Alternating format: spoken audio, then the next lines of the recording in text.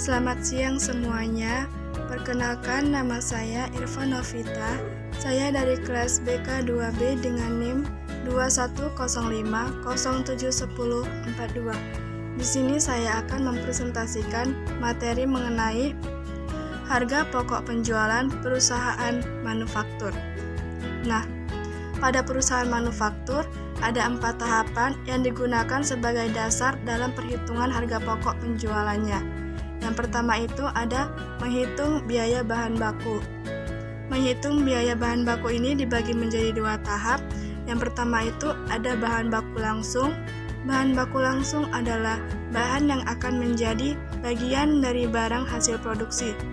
Kemudian yang kedua ada bahan baku tidak langsung, yaitu bahan yang berperan dalam pembuatan barang produksi, namun wujudnya tidak terlihat langsung pada barang yang dihasilkan. Rumus dalam mencari biaya bahan baku yaitu saldo awal bahan baku ditambahkan dengan pembelian bahan baku, kemudian dikurangkan dengan saldo akhir bahan baku. Nah, kemudian tahap yang kedua yaitu menghitung biaya produksi. Pada menghitung biaya produksi ini dibagi menjadi 3 tahap. Yang pertama itu biaya bahan baku, yaitu bahan utama dalam pembuatan barang jadi yang akan diproduksi dan dijual. Kemudian yang kedua ada biaya tenaga kerja, yaitu tenaga kerja yang terlibat dalam proses produksi dari pengolahan bahan baku menjadi barang jadi. Kemudian yang ketiga itu ada biaya overhead pabrik, di mana biaya tambahan yang muncul dari suatu proses produksi dalam proses pembuatan barang jadi. Nah, cara menghitung biaya produksi yaitu biaya bahan baku ditambahkan dengan biaya tenaga kerja langsung, kemudian ditambahkan dengan biaya overhead produksi. Kemudian kita masuk ke tahap yang ketiga, yaitu menentukan harga pokok produksi. Untuk menentukan harga pokok produksi, kita bisa menghitungnya menggunakan total biaya produksi ditambahkan dengan saldo awal persediaan, kemudian dikurangkan dengan saldo akhir persediaan.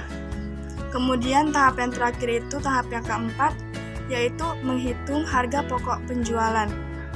Cara menghitung harga pokok penjualan di perusahaan manufaktur yaitu persediaan barang dagangan awal ditambahkan dengan harga pokok produksi, kemudian dikurangi dengan persediaan barang akhir.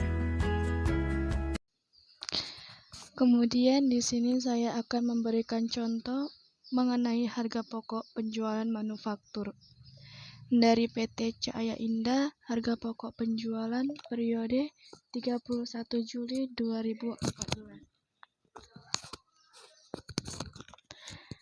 Di mana yang pertama itu ada persediaan barang dagangan awal sebesar 25 juta, kemudian pembeliannya sebesar 85 juta, bahan angkut pembelian sebesar 2 juta, kemudian total pembeliannya ada sebesar 87 juta.